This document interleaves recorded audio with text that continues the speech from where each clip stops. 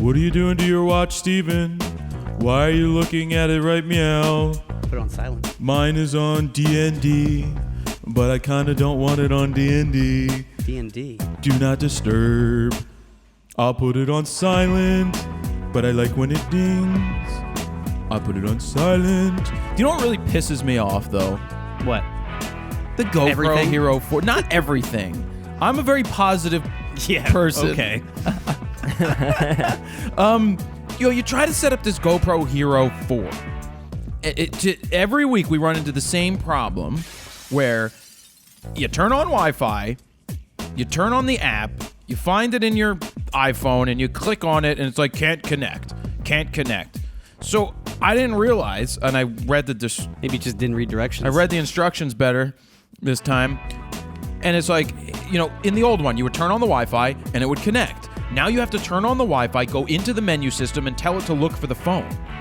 And then There's it got connects. to be a setting where you can just have the same, phone every time connect or something. It's not the same phone. It's just, I think you just have to tell it to look for it. It's just odd that they would switch it up after they had it the same way for so long. Yeah, it's odd. Yeah. It's very upsetting to me. Read the instructions next time. I read them on the screen. 99% of problems are human error, Jared. Yeah, there you go. Why isn't it working? I didn't complain on Snapchat just now. Maybe I'll take that snap and put it up on Instagram, and I'll be upset. Are you ready to start? I'm ready. Your phone's ready? I mean, your watch is ready? My watch is ready. My that body is ready. Bumper on it? Yeah, man. I'm going to smack it. I hit it all the time on things, and this will... Including... the wall. Oh, Yeah. All right. Jared Polin, FroKnowsPhoto.com. Welcome to RAWtalk episode number 133. That's 133 episodes. That's 100 episodes since episode 3. That is crazy. Ben Loyner was on 130 episode episodes 3. Since episode 3. Yeah, it's 130 episodes. Whatever, dude. Did your watch just tell you that? No, my head told me that. How was your week? It was good. We filmed a lot of stuff. I shot for the radio station this past weekend. All day, their birthday show. Yeah, what happened to my pass? You applied like a week before the show. Which so is it was a when they little too always late. tell you to do it. Well, not the girl who's in charge of that kind of stuff. So I applied for the pass. I'm like, I sent it on Friday, I think, and I got the thing on Monday, and she's like, I'm sorry, it closed weeks ago. Yeah. I'm like, and I went back, and I was a dick. I was a dick. That's weird. No, but I was like, yeah, could you add me to the list anyway? And I was just like, you do know that my reach, how do I phrase this not to be a dick?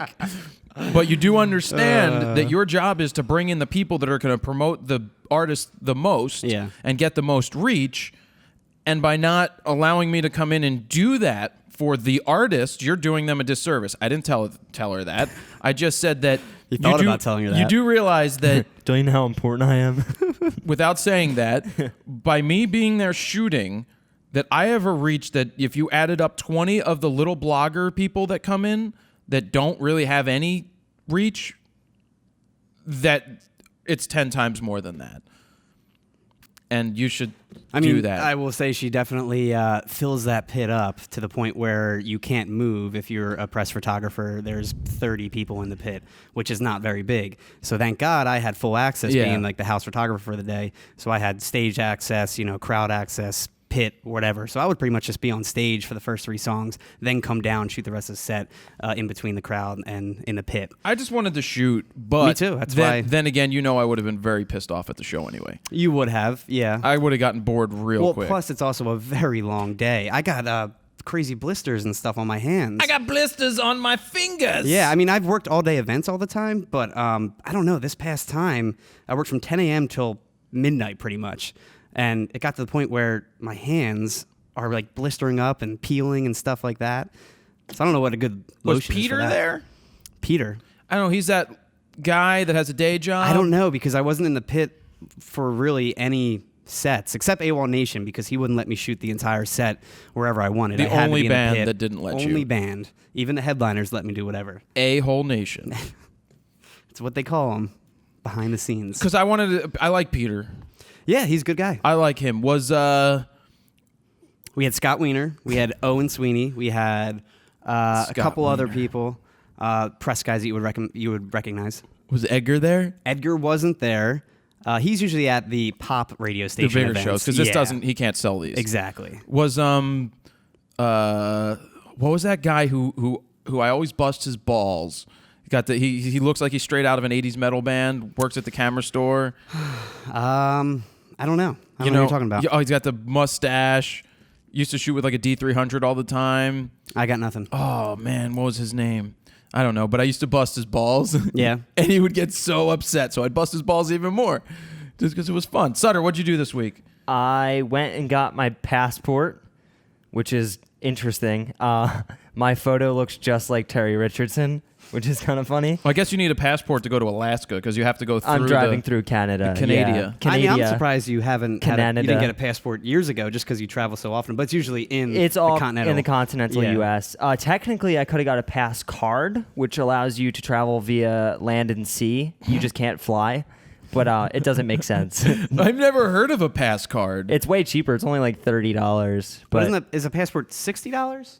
It's like 100 and 110. something. It's 110 now. 110. Yeah, but it lasts for 10 years. Oh yeah, I'm not complaining about the price. I thought it was cheaper. I thought it was more like $60-$50. I still think 110 is not bad 100. Well, for your, it's for your 10 years. What I also You're paying need technically what, $12 a year? I need to go get TSA pre-check. Yes, I need you to go do that. You definitely do. But I was reading. That's what, $80? $80 for like 5 years or something, or maybe What you need to up it a exactly bit. is Yeah, that's that? nothing. It just means you go down to the airport thingy, and they do a background check, and you pay them basically to verify that you're not going to do anything stupid. And they do a background check, and then if you pass, then you can go through the pre-check lane, which means you don't have to go through a Spinny McSpinnerson machine. Yeah. They're Oh, still sure. going to search my bags. Actually, they probably won't search your bags as much. I think really it's need more to do just a that. quick search. I need to do that. Yeah, me too. Is that So- costly, or is that just more of a you just have to do it kind You of just thing? have to pay for it. Oh, sure. Yeah, you basically they're extorting the money out of you to allow you to go through quicker, but it's worth it. It is worth Yeah, it I for mean, us. if you're always For flying you. and you have a Yeah. lot of bags, I'm sure it pays Yeah. for itself. For Well, someone when that you're doesn't me, want to go in the spinny I don't want to thing. go in through the spinning machine. Yeah. Holding Screw up a the line spinning for machine. 20 minutes. I don't hold up the line. You hold me up for 20 minutes. You can sit there and Here, take some more pictures of it. take some pictures of this guy patting me down roughly. Yeah. Or this guy being nice. And you smiling all weird. When they're on their knees in front of me and I'm like, Yep. all right, you want to get to the ad? Yeah. It's a plug time. Let's do it. Let's do it. Boom, boom, boom, boom. Let's do it. Is that a song? Tone Loc. I don't know. That Funky Cole Medina. song. Or at least the way you're singing it. You I don't know know it. Funky Cole Medina? I guess I don't. Unbelievable. I should put that on the thing. Well, Video Blocks and Audio Blocks probably doesn't have Funky Cole Medina, but what they wanted me to point out this week is the marketplace, and that the marketplace has a ton of people taking advantage of it. And for those of you who don't know about Video Blocks, the marketplace that they've opened, it's a place where you can upload video clips, HD clips or 4K clips, and sell them to somebody, people that have Video Blocks. You can sell the clips to them if Video Blocks doesn't carry it themselves. And the cool part is Video Blocks doesn't take a cut of it, and they pass the savings along to the end user. That's great. So it's $49 if you need an HD clip. It's $199 if you need a 4K clip. We use a ton of clips from the Video Block side that is part of your $99 subscription. By the way, go to videoblocks.com/go/fro to get a free trial of their service. Check it out. You do have to enter a credit card, but like I've always said before, is be sure to cancel the service, and then they'll go ahead and email you a year offer for $99. That's just the way that they don't have to roll you into a $79 a month thing. That's the way around it.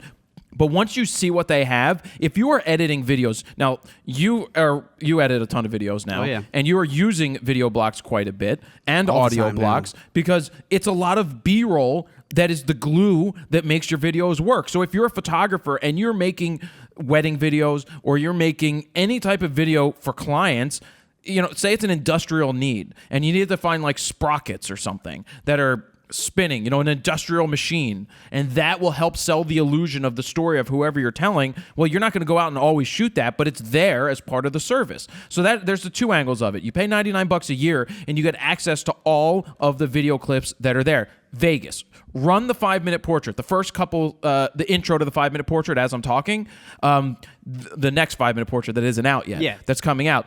All of those clips of the casinos and of Vegas and all that, that's all from video blocks.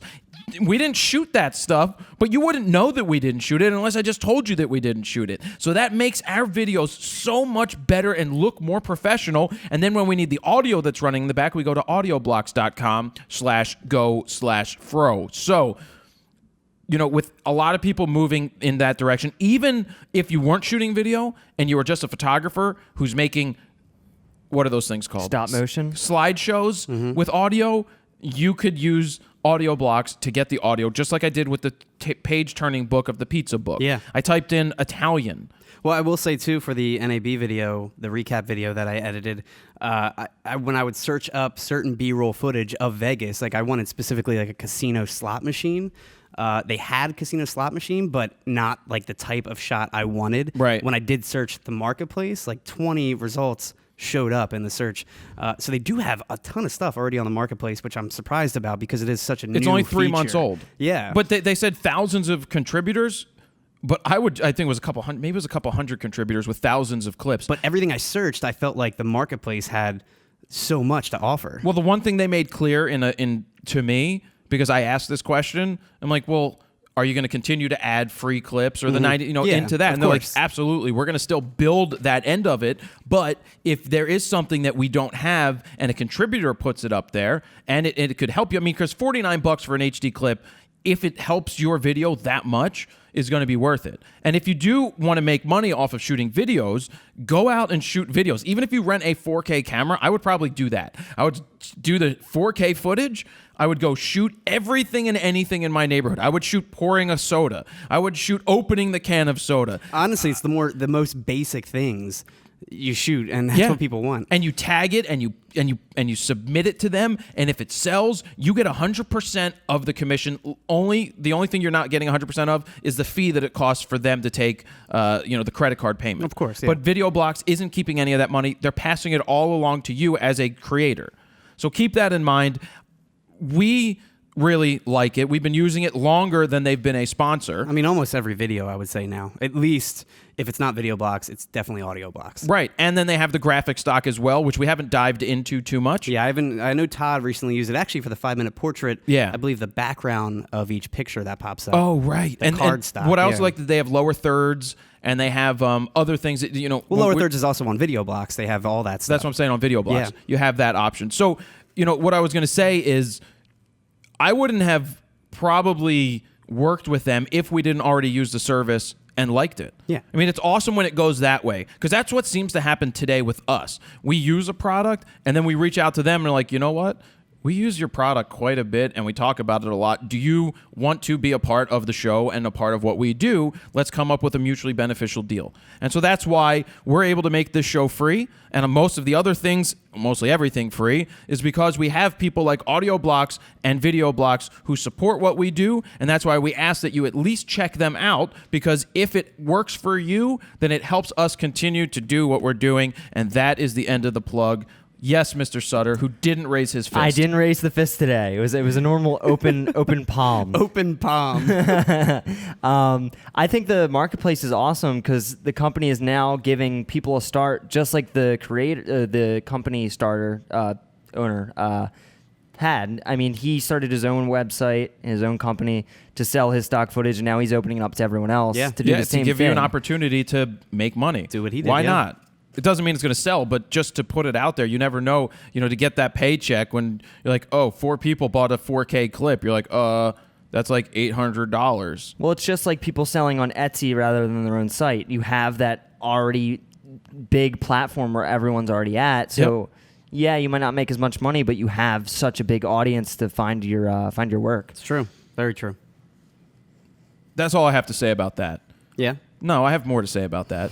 Because you never know who has, like, they had a Super Bowl commercial, so you don't know who. You have big budget people that use video blocks, people that are making Super Bowl commercials, and you just have regular everyday people like us, I guess. We're everyday people. All right, let's get to Photo Muse. Thank you, Videoblocks. So go to audioblocks.com/go/fro or videoblocks.com/go/fro. Just try it out, because we know that if you're doing stuff like we're doing and editing videos and making content, that you're going to have a need for that, and especially the royalty-free aspect of it. Speaking of audio blocks, what are we going to do for this week's intro?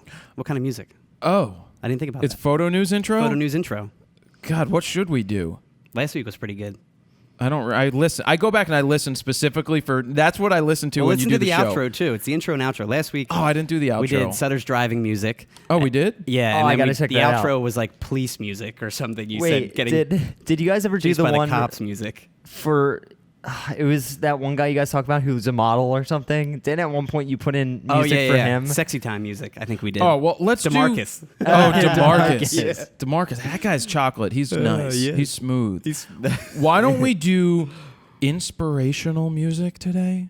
Oh yeah. Inspirational strings. Yeah. I want inspirational strings. I hope there's inspirational strings.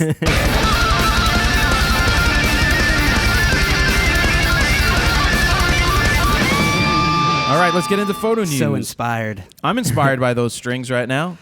A new type of software algorithm. Hate it. Let me start. Let me at least finish this part. New type of software algorithm will automatically remove window reflections from your photos. Scientists at MIT have created the algorithm, You mean MIT? and say that the software is able to analyze an image and distinguish between reflected light and transmitted light. Here's how it works. Reflections in windows are often seen as a pair of reflections that are slightly offset from one another due to double panes. In their tests of 197 reflection photos found on Google and Flickr, 96 of them had suitable double reflections. Now, the scientists then created an algorithm that uses that trains a computer to distinguish between double reflection images and the actual scene being photographed. Now, they say the ideas here can progress into routine photography if the algorithm is further robustified and become part of toolboxes used in digital photography. Did you just say robustified? Yes, robustified. You think that's even a word? It says robustified. Yeah, That's what they say. I make stuff up too, like horizontal, but robustified. robustified. I like it. I like the way these guys think. There's a sample photo, though, where the computer automatically removed the reflection, and an image where the computer isolated the reflection over on the website, which is... Fronosphoto.com/rawtalk-133. Yes. Now, I'm just curious to see how this would work if, say, this was like built into Lightroom, like almost like a preset or a plugin. But then again, just use a polarizer or something like that. Well, I don't understand how it works. I mean, if it works, it's pretty cool. But It looks like it works about half the time so far. And again, it's only more for double pane windows. So what you're saying is 100% of the time it works. I mean, 60% of the time it works 100% of the time? Yes, exactly. Next. Next up, Canon has unveiled their new Nifty 50, the new 50mm f1.8 STM lens. The new 50 has a metal mount rather than the cheaper plastic Really? one like its predecessor. How much is it? The 50-1.8 II. Let me get to that. Actually, it'll be available for $125 Whoa. later this month. With a metal mount? Metal mount, yes. Plastic Fantastic? Plastic Number Fantastic. two? Well, it's, not, Number it's, two. it's half plastic now. Now, spec-wise, it has a super spectra lens coating, a minimum focusing distance of about 1.15 feet, a 7-blade aperture, a weight of 160 grams compared to the 130 grams Oh, it's that just... was in the 50-1.8 Wait, II. say it again. It's 160, Verse? 130 grams. So it's more grams? It's heavier, correct, because it has the metal mount. Is it your brother? And it has a built-in STM technology, obviously, for smoother and silent focusing. Now they just need to update their 51.4. That's the next step. It sounds like this is like the lens to buy. Yeah. You've got the 40 pancake. $125. That's great. The 40mm pancake's more expensive. It's That's a a 2.8, 2.8, right? Yeah. Yeah, but that's a very nice lens. I love that too. It's like this thick. It's really small. You baked it, right? I did bake. No, I made. You made a pancakes. bundt cake, That's what I right? mean. No, I made pancakes. Oh, pancakes. But the 50, Plastic Fantastic version 2, you should just buy 2 of them and keep one and break one and whatever. You mean the 50-1.8 version 2 or the 50-1.8 STM that just came out? The new one. That's the STM. Wait, you're saying that the old one was the version the 2? old one is version 2. Oh yeah, the STD one. A new Wyoming law has mainly landscape photographers worrying if they're allowed to take photos or not of certain public places. Now, the new law was passed in March and prohibits collecting data about the environment to share with the government. It may not sound like it has anything to do with photography. However, it's so broad in its wording that it could also infringe on photographers' rights to take pictures of certain landmarks, public landmarks. Now, University of Denver law professor Justin Pidot breaks it down and says it makes it a crime to collect resource data from any open land, meaning any land outside of a city or town, whether it's federal, state, or privately owned. The statute defines the word collect as any method to preserve information in any form, including taking a photograph, so long as the person gathering that information intends to submit it to a federal or state agency. Well, that's just confusing. Laws are bullshit. In other words, They're not really bullshit. They're just confusing. If you discover an environmental disaster in Wyoming, even one that poses an imminent threat to public health, you're obliged, according to this law, to keep it to yourself. Yeah. Take that. He goes on and even offers up an example of how this would affect photographers. What's that example? Imagine visiting Yellowstone this summer. Is that in Wyoming? Yes. You wake up before dawn to take a picture of the sunrise over the mist from Yellowstone Hot Springs. A thunderhead towers above the rising sun, and the picture turns out beautifully. Beautiful. You submit the photo to a contest sponsored by the National Weather Service. Under a statute signed into law by the Wyoming governor this spring, you just have committed a crime and could face up to 1 year in prison. And you can End lick quote. my balls. What about when Yellowstone finally explodes? No photos of that, eh? There you go. Is Now, Yellowstone going to explode? It's is it getting there? It's supposedly like long overdue. It's just one giant underground volcano, basically. That's why all the hot springs are there and such. He finished with, anyone with a passing familiarity with our Constitution will recognize that the Wyoming law is unconstitutional. He's now calling for the U.S. Department of Justice to file a lawsuit to invalidate the new law. Right. I want to go to Wyoming, though. And the whole law is transcribed in text form. It's now posted on the website if you guys want to read it yourself. But yeah, so... I still want to go to Wyoming. I want to do a dude ranch. Dude Ranch? I want like Blink-182? No, like band? City Slickers. Like City The Slickers, album, Dude the Ranch? movie. I'm not a You don't know Blink-182 Dude fan. Ranch? I know Oh my Dude. God, you What's never on heard of Dude that? Ranch? Dude Ranch is Damn It, I believe. The DAMMIT version. Really? That's how they spell it, yeah. That's funny. Yeah. No, I wasn't a Blink fan. No? No, that I was like after. Blink. That was after me. I love Blink. Yeah, like And I Angels and wasn't into Airwaves, punk. too. I'll throw Tom DeLonge a bone there. Got it. Introducing the world's first throw-and-shoot camera. It's called the Lily. The new drone lets anyone capture aerial photos and videos without any piloting needed. Now, Like the Little Mermaid? what? That's Ariel. Oh, Ariel? I was like, what are you talking about? To use the Lily, the subject being photographed needs to wear a GPS-enabled tracking waterproof wrist device. Or you similar could just to have like an Apple Watch. Maybe they'll have an app one day. The Lily will then follow you up to 25 miles an hour and center you in the frame. The drone itself is also waterproof and floats, so you can safely land it in water, obviously. I think this is huge, especially after all those stories we talked about, like where drones lose battery power and drop in the ocean and lakes, whatever it is. We spotted the ocean Is that and lost in the lonely sky. I spotted the ocean. Is that Toad the Wet Sprocket? It is Toad the Wet Sprocket. Good band right Way there. to pull out the Toad the Wet Oh, Sprocket. yeah. Booyah! Now, spec-wise, it has a 12-megapixel camera for stills. It shoots 1080 at 60 frames per second. It also shoots 720 at 120 frames per second for slow motion. The battery will let you fly for about 20 minutes. Looks like there's a couple different settings in terms of following you, too. Like, you can do off to the side, in front of you. There's a fly-up mode where they actually threw it off a bridge and it flies up, and it does a shot like that. There's also a general follow from behind mode, and there's even a loop mode that circles you. Oh. It'll be available in February of 2016 for about $1,000. However, if you pre-order it now... Is it on Kickstarter? It's not a Kickstarter. And if you pre-order it now up until June 15th, it'll cost you about half that price for $499. So that's great. I should call them and be like, hey, give us one.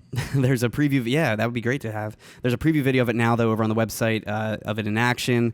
Now, what worries me is that they have this thing landing in like the palm of the guy's hand. Oh, you think it's too There's small? no prop guards. No, it's not small. It's still about I would say the size of like a DJI Phantom. It's just flatter. It's like if you flat. took the bottom off in the gimbal. I feel like it's that size. Exactly. It's just a flat surface, more of a round surface, so you can just, because they actually throw it in the water and it just floats, which is pretty cool. But if you have other people trying to land it on their hand. Float on, all right. Modest Mouse? Already we all float on, all right. Already we all float on. And they have an older lady using it too. Like, It's what do you that mean by easy. older lady? An older lady, a senior citizen. Was she like using her walker? Follow me, little thing. Oh, what is that over my shoulder? Ma'am, you're going too slow. What are you I doing? cannot fly. It's just this hovering slow. you. It's following. It can't stop following me. Why is this thing following me?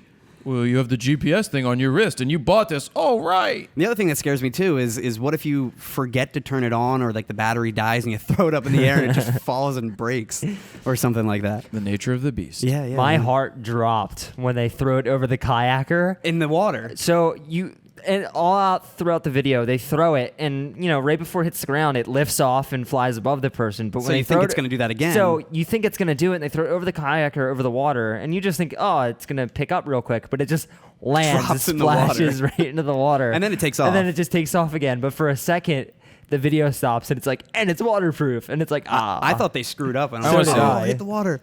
But it clearly showcases that it's waterproof. So I that's wanna see great. it. Yeah, it looks like a pretty awesome drone. It looks like the only legit follow drone. Well, we've heard like 7 follow drones be That's announced. what I mean. There's and so we many. Still The haven't one seen they're thing- so one. expensive. Yeah, the one thing that really too. stands out to me on this one is the fact that it's waterproof. Okay. I mean, that's great, especially for surfers or something like that. This next story, this is really neat. Dutch newspaper, I don't know how I'm going to say this. De Volkskrant hired Netherlands-based design studio Lerner and Sander to take a photo of various different foods for a special issue on food. Now, the cool thing is that the photo isn't manipulated in post in any way and includes 98 different foods cut into perfectly little 2.5 centimeter cubes. They used fruits, veggies, meat, fish, pretty much like any food you can think of. There's a high-res version of I the wanted the photo sushi. over on the website. It's just perfect. The symmetry in it is perfect. It had to take them forever to cut these cubes into little good tiny food shapes. styling. Yeah, it's really cool. Now, another example of how not everything needs to be done in post these days. You can get away with plenty of things in camera. So this next story. Well, that sounds interesting. It's a cool story. It's I mean, the very pictures cool. look really cool. The pictures really well, cool. I want to eat those cubes. Yeah, they look derish. Derish. Derish with an R. Are they on fleek? They're on fleek. The Yeah. book. This next story is pretty interesting, to say the least. Is this the one you didn't tell me about? This is the one I didn't tell you about Oh, prior. great. Is it Free the Nipple campaign? It has to do with the female. Is it the Free the Nipple campaign that I've now become one of the poster childs for Free the Nipple? No, but you want to talk about that? Well, yeah, because I think like 50 people were like, "Did you see that they used your picture in You're this like video?" an advocate for freeing nipples. Yeah, well, it's like the 3rd different video that photo of me being Keira Knightley has shown up in. Yeah. And this time, like, I looked at it yesterday and it had 3 million views on Facebook. And you looked at it this morning, it was like almost 6 million. When I saw it yesterday, it was 2 million. It's just so insane it jumped up. how Yeah. many people. It was shared like 100,000 or more times. And I'm in it at 2 minutes and 22 seconds. That's awesome. I sent it to my dad, and he's like, "That's so cool." And they kind of flip through a lot of photos, but then when they get to yours, that's just kind of like a slow push out. I mean, that guy is for hot. like a minute. That guy is hot. I mean, I'd do him. All right, so an artist used her menstrual blood to create a series of abstract photos. The series, called Beauty in Blood, was done by Denver-based artist Jen Lewis. She came up with the idea after she switched to using a menstrual cup, which is an The fuck is a menstrual cup? It's apparently an eco-friendly alternative to tampons. Now, after she would discard the blood every month, she was surprised to discover how it formed swirling, beautiful shapes, both abstract and figurative, in her toilet. In collaboration with her husband, Rob, she would pour the discarded liquid as he photographed it with a macro lens. They shoot either by the toilet or in an aquarium set up in their kitchen and filled with You should have said earmuffs. Earmuffs right now. I'm not saying anything bad. Your menstrual flow. It's human. Blood in a cup. Dumping it and taking pictures of it. This is Every a cup. girl deals with it. Not that way, but... This is a jockstrap Oh, cup. what are you doing? You just put your nose in it. Oh, God. I think you just licked it. I'm gonna... Are you Bane? I'm Bane. Bane, hey. Can I see your menstrual flow Oh, my and take God. pictures of it? Do you need a tampon? Oh my God, that's Todd's thing. That is Todd's thing.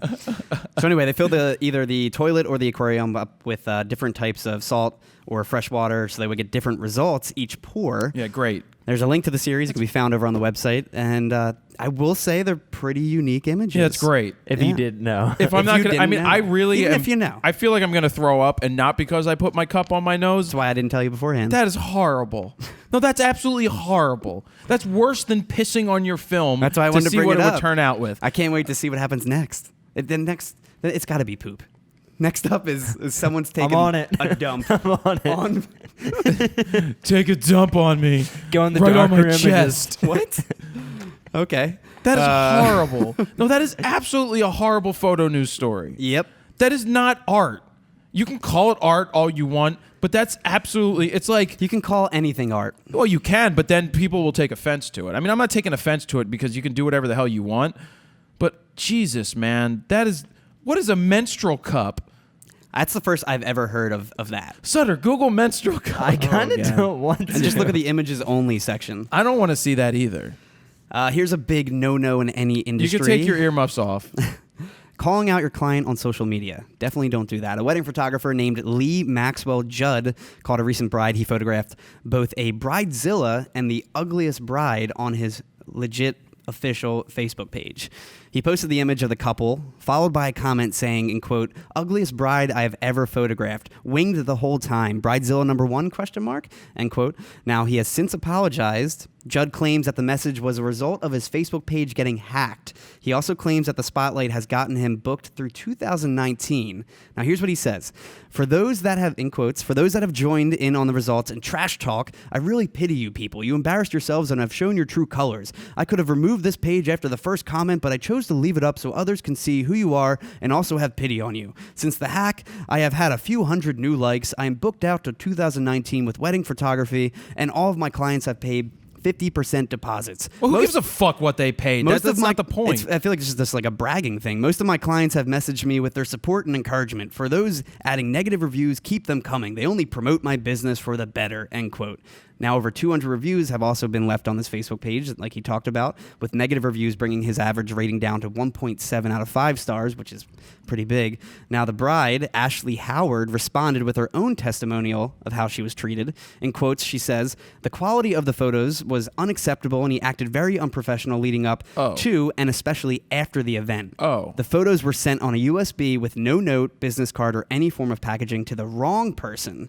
A random had all of our photos. This was after many weeks of asking when we will have a sneak peek or a copy of what we paid for. Disgusting behavior and how he responded at every stage. Lying to me directly on the phone. He has been rude and unprofessional at every stage, even asking if I wanted sexy lingerie shots the day before my wedding, not asking in advance. It came across very creepy. Red flag. It is not a shock if he wasn't hacked because of how he treated us, but of course it is possible and he will want to use this as an excuse. Hacked or not, he still admitted it. Publicity stunt, actual hack, mess up on his part. If you noticed, I sat here quiet until you finished. Yeah, because I wanted to get the facts of what he said, what she said, both and sides then of the story. Give a opinion on what was going on. Yep. If I had to guess, in my opinion, I would say that it sounds like he wasn't hacked. That's what I would say too. At the beginning, when I was letting you finish reading before, not interrupting, it sounded like, well, he was hacked. It could have been hacked because that's something that any reasonable person would never say publicly to about a client. I mean, if especially you do posting that, the picture too of the couple. So why would anybody hire you after that? Like, you would never do that. So, okay, that makes it believable. But then when you hear the bride side of it, where it really was an issue, something is wrong here. Yep. And then hearing the guy say, I'm booked through 2019 is just stupid. What is the just purpose say of that bringing- you're hacked. Yeah. Just say, if you were hacked, I mean, like Anthony Weiner said he was hacked. That's the guy I wanted to talk. You know Anthony Weiner? Yeah, he's the one that got like the sexy nude pictures or something. No, well, he tweeted That's what I mean. his Johnson. That's what I mean. Anthony Weiner. His Janssen. His wiener. His wiener. Basically, people have tweeted themselves nude before, namely Haley from Paramore. Oh yeah, she did. That's on my phone. That's my favorite Home picture. screen. Home screen. And you know what happened? As soon as she did it, this was at the time that BlackBerries were new. She said, "Oops, new phone. Guess I hit the wrong button." Yep. And you own it. Just owned it, yeah. Anytime you own that stuff, and whatever, I don't, a lot of people will claim that they've been hacked. I don't, you hope that never happens, that you're never in that situation. But in my educated opinion, it sounds like this guy tried to, it's just stupid if he did that on purpose. Allegedly, whatever, in my opinion, I think, it sounds like he may not have been hacked and he just did something awfully stupid. Well, and I don't know, is he talking about the commenters when he's saying, you've joined in on the insults and trash talk? Yeah, probably. Are they trash talking him or the bride? That's what I couldn't They're tell. probably trash talking him, probably commenting on his page like, how dare you, That's you're what an I asshole, figured. which I hate that but stuff. Even if you did get hacked, why would you not delete the post? He said he left it up so people can take pity on, You're right, that's a good point. Clearly. If you got hacked, you would have been like, I'm getting rid of this. I want to personally apologize because, unfortunately, I was hacked. This should never happen.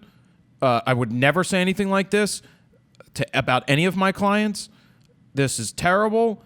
I hope this did no damage to them, and I'm taking all the precautions needed to make sure I don't get hacked again. But if you leave it up, you're pretty bad. Now, granted, then it brings up the question, why would you talk about, your book through 2019, all these positive things that come out of it? Are you trying to get back at the hacker? If it is a hack? Well, here, let's say this. It's just like... Have you attempted to log into Facebook from a computer? Me, That's yes. not yours? Yes. And what does it ask you for? Well, I have the password protection where I have to text. You have to go get the passcode. Yeah. From your app. Well, yeah, but you have to set it up like that. Oh, I have it set up like that. Me too. Double verification. So Yeah, unless a lot of somebody, people don't. Unless somebody has your phone, they're not getting that password that resets that code that resets every 30 seconds. Well, and how are they going to know that was that bride and Right. talk? It's just So like... the moral of the story it could have here- been someone he knew on his own computer, on his phone, Yeah. or something like that. Yeah. But Well, anytime that you log into another computer, guess what happens? I get a text instantly that says somebody has me logged too. into your yeah, account. not everyone has set up like Yeah, that. most people Some people don't just have have it. You type in your password. Any and you're place in. that you Like, can get double verifications or anything that you need is what you should is do. necessary these days. All right, moving forward. Now, on the opposite end, wedding photographer James Day pulled off something quite impressive at a recent wedding. He delivered the final wedding album the day of the wedding. The bride is the identical twin sister of Day's wife, and the groom is also a successful Wait a second. wedding photographer in Australia. Oh, cool. Yeah. So Day writes on his blog and quotes, "I knew I had to do something absolutely insane for them. I just had to go all out. This is without doubt the biggest stunt I've ever pulled off. I did what everyone else told me would be impossible. I knew with the right team we could make it work." End Live quote. the dream. Don't let anybody ever tell you that it's not possible. If there's something that you can think, if you can think it, you can do it. And if you can be it, we'll be it. Because don't let anybody tell you that your dreams are garbage. They're your dreams. Your dreams. Go for reach for the stars. Was someone like? Reach for the stars, Sutter. If you want to go, if you want to reach for the stars, you can go to Mars. You may not actually get there, but reach for your dreams. You want to go to Alaska? You want to go into the wild? Then don't die while you're out there. Sorry, spoilers. Steven Supertramp. Spoilers. Supertramp. Reach for your dreams, man. Was someone like pulling cards and live editing all day or something? Well, let's hear the story. All right, so here's how he pulled it off. A digital processing lab just down the road from the wedding helped edit the photos, and apparently he uses this team all the time, so they know how he edits, how he wants his edit. So they did that throughout the day, and Fujifilm provided a photo printer, the Fujifilm DX100, and all the paper and ink needed. What is a DX100? I don't know. I've never used Did one. they even make that here? It says Fujifilm DX100. This is also Fujifilm Australia. Right, because I don't know that a lot of that stuff is here. Now, the binding for the album from Photo Mountain Albums Australia was already done before the day, and all they did was insert the printed photos. The album itself was digitally put together using software called Pixeloo Smart Albums. So basically, they had these people editing behind the scenes the entire day. Now, they shot for over 16 hours and accumulated over 8,000 photos. Holy Jesus. That's a ton. What the... Especially to try and do a turnaround like this. But what are you doing? You can't shoot 16,000, 8,000 photos in a day. That's you crazy. Can't. I mean, you can, but you should not. Now, I also wonder how many photographers he had on this. Did he just have a second shooter? Did he have a third shooter? Even if you have 4 shooters taking 2,000 pictures each, that is absolute asinine. I've been looking through my old photos for certain examples for the beginner guide to getting out of auto, finding new samples. And I'm going through old weddings, early digital weddings that I shot, and I still look at it as only 600 pictures shot throughout the day, because that was closer to the time where I only shot like 10 rolls of film, which was 360 photos, 10 rolls of film. And overshooting is a bad thing. Let me try to think of how I want to say this. When you're shooting a wedding, there really isn't a need to shoot the same shot over and over, because what happens is you get the shot and you get it, you move on and you don't shoot the same shot of that thing. I don't know how you get 8,000 photos in a day. That is a lot. I just don't know how you are paying attention to what's going on and capturing the moment, opposed to just sitting there and just blistering through it. Now, the album included everything during the day up to 9:30 p.m., and they delivered the full album at 11:30 p.m., so they pretty much put it together within 2 hours. Which is really cool. Yeah, really cool. They also gave them all of the digital files that night, which I guess now the final digital files were 1,149 images. So they pretty much dumped then you like suck. 7,000 No, of then them. you suck. If you're shooting 8,000 photos and you're delivering 1,000, your percentage is garbage. There could have been a trigger-happy assistant on set. That's what I was thinking. Like one kid who was just... Yeah, just rapid firing, making sure they cover all their bases. Because even delivering 1,049 pictures. When I was doing weddings, going back just a couple years, I will deliver you... I used to like to say 350 keepers, but people were like, oh my God, that's not a lot. But 350 solid keepers, I'm like, look, I say 350 just to put a number on it. But I can't tell you how many I'm going to shoot. And here's a quick tip for you shooting weddings out there. When they're like, well, these other people said they'd deliver 2,000 photos. And I just sit there and say, well, I'm not out to chase a number. I'm not chasing the number of photos. I want to capture what's in front of me. And if it so happens to be in front of me and I capture it and it adds up to that many photos, then so be it. But I'm not going to chase a number just to add extra photos to the bottom line. Yeah. So would you rather have 350 solid keepers, or would you rather have 2,000 pieces of crap that you're left with? And that is always the discussion you have to tell these people that. They're like, well, this person will deliver 2,000. Well, I can't tell you how many I'm going to deliver because I haven't shot your wedding yet. Yeah. But I will tell you that it's going to be no less than 350 solid keeper shots that you will be very happy with. And honestly, do you know what to do with 2,000 photos? No. That's too many photos. It's a lot of photos. Now, do you know how many times I've heard from wedding... Do you know why I would build the album for them, the first go-around of it? Because they never know where to start. My cousin who got married, and Mike Olabak... Because there's so many pictures. Right. Mike Olabak shot her wedding, and he has them pick the pictures for the album. And she asked me if I would do it, and I'm like, no. Well, I think it's also half and half. Some people want to pick it. Some people just want the photographer. Well, let me tell you why I would pick it. I would pick it because I have a very good feel for the day of what will work in the book. Plus, you understand who the important people were throughout the day. You also know what you shot. They tell you, and you know what you shot. After the first go-around, you deliver them the book, and generally speaking, you may have a couple of changes. That's it. Tweak here it's or like, there, well, switch this picture with that dance one. picture, those are just friends that don't mean much. Can you put this picture in? And sometimes you don't know who the most important picture. Like, that was my childhood teacher, and you want them in there. Like, okay, I didn't know that, but I got a good photo. They're like, oh, that's perfect. Just give me the file numbers of what you want changed. And I would maybe only have 5 changes to make.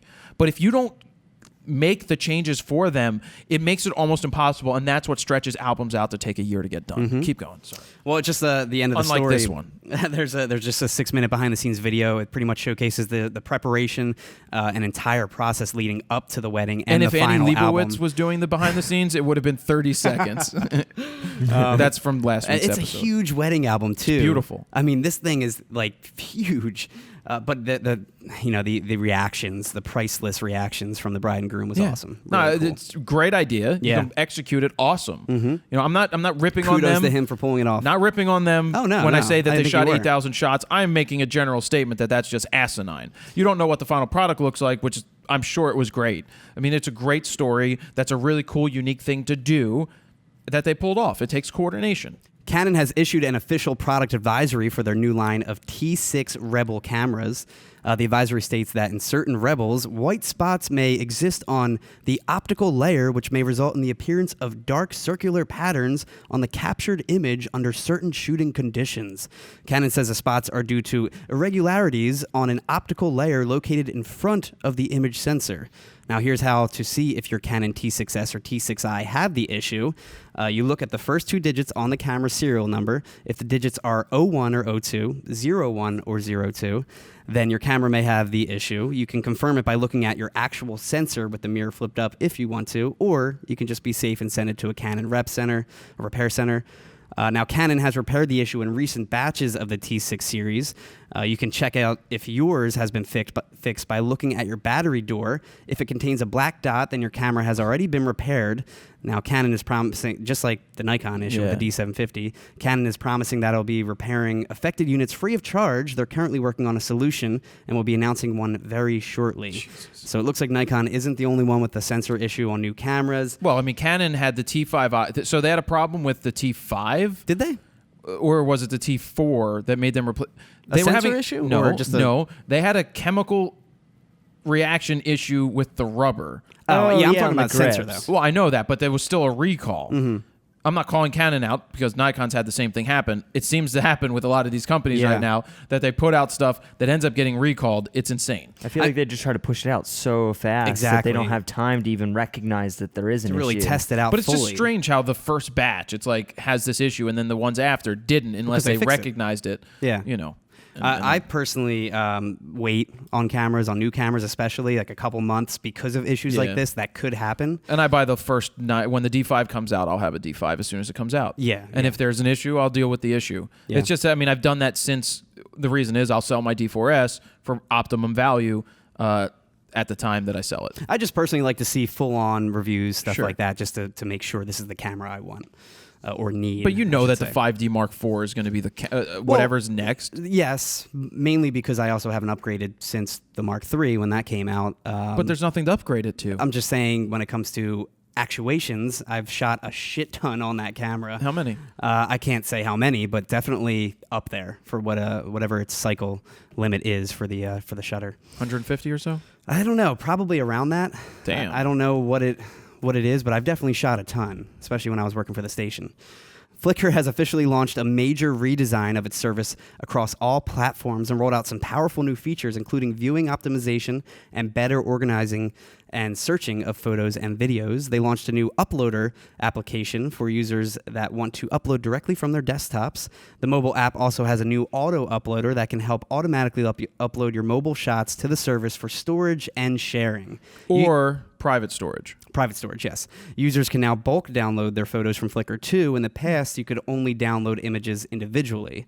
They'll put your pictures into a zip file and let you download it right there. Yeah, the number of photos you can download is unlimited too. However, you may need to download multiple zip files depending on how many photos you have, but it is nice to really utilize that 1 terabyte of free storage that they offer. The new search page that Flickr has been testing out is now official too. You can now search for items, places, dates, holidays, location, color, size, and orientation, so you can get really specific. Flickr says the system is smarter now and will better understand what you're actually trying to find. They say, look for photos of the London Eye to find the giant Ferris wheel, and you'll no longer find countless photos of eyes taken in London. The photo browsing system on both desktop and mobile now offer a new categorization feature called Magic View that sorts your photos by category too, like landscapes, animals, black and white. It uses advanced image recognition technology to recognize attributes of your photos in order to help make navigating through them faster and easier. You can also sort by date if you wish. They revealed that they have now over 112 million registered users. Which is not that many when you look at other social networks. Oh, yeah, who have collectively uploaded over 11 billion photos. But what is it? Facebook's like a billion a day or something? Well, Facebook has 1.6 billion users. I'm saying for how many uploads of photos per day. Lots. Isn't it a ton? I feel like they're updating Flickr like every day too, like both the app and the website too. I can't even like keep up. Well, they're updating it, but the thing is, it's not really a revenue. Where's the revenue generating coming from? That I don't know. Because it became a free thing. No idea. And there's no ads right on Flickr? I don't pay attention to it. If I see, I haven't seen ads. I don't think I have either, but I haven't used Flickr in quite some time. I upload to it for storage. Well, yeah, and it makes sense for posting what you on do. the website. Yeah, it's great, and for letting people download the image and all that. Yeah. Now, speaking of Flickr's new update and search functions, a new website called Shutterdial lets you search through Flickr photos based on camera settings. So this guy pretty much tweaked it a little bit. Flickr's new search engine lets you pinpoint what type of photos you want to look at, but it still lacks search by EXIF data. Now, Shutterdial will let you search by camera settings, including focal length, aperture, and shutter speed. The site was created by photographer Tianhe Yang, who says, I can't help with you. What did you say, Tiny Wang? Tianhe Yang. Spell that for me. Tianheyang. Yeah, I'm not going to try that either. Yeah, it's hard. For us Americans, at Tiny least. Wang?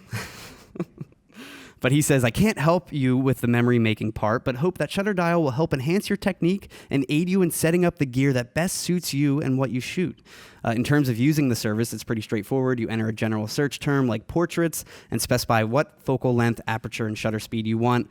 Pressing a Make Me a Contact Sheet button on the page will then let you take you to your search results right there. It's a good learning tool. Yeah. I mean, if you really want to see what the pros are, how they're taking pictures and just get it used to shooting manual, it's nice. We're like focal length versus aperture. This that too, at. yeah. Seeing how like the this background's lens blurred out. at that aperture. That too. What's it going to look like? Everything, yeah. But that is it for photo news this week. Lots of stories, lots of topical discussions. All right, so we got to do a photo news music rollout. Yes, we yeah. do. I want to hear your best menstrual flow music from audioblocks.com. Go.